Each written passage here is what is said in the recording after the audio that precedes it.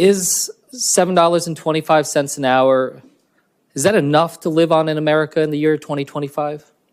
Thank you, Senator, for the question. I know Ranking Member Sanders asked the same question. I recognize that it hasn't been changed, the minimum wage. I guess I'm just asking you, do you think that's enough for a worker to live on? I'm just trying to get a sense of your vision for what the standard of life for an American worker is.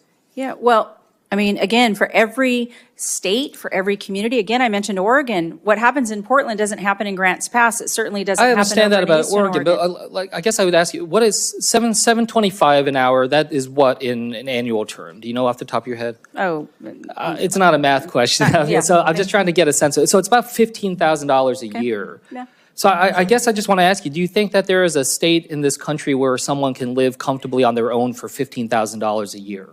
Well, I don't know if there is, but I would look and work with Congress. This is a congressional issue. I hope I can support you in telling the story of what's happening on the ground. But that's what I'm just trying to get a sense of from you is what your vision is, because I do want to try to engage and see if we can work on that together. So, for instance, biggest issue I keep hearing about is about affordability of housing and the challenges that people are facing when it comes to that.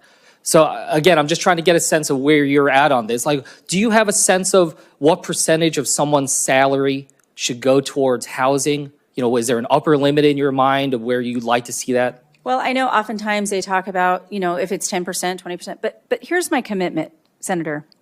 My commitment to you is to tell that story. I will come out and visit every state's and understand what's important to them and tell that story not only to the president, but also work with members of Congress. And if you all see fit, I will fully and fairly enforce the minimum wage laws that you all see fit and work together.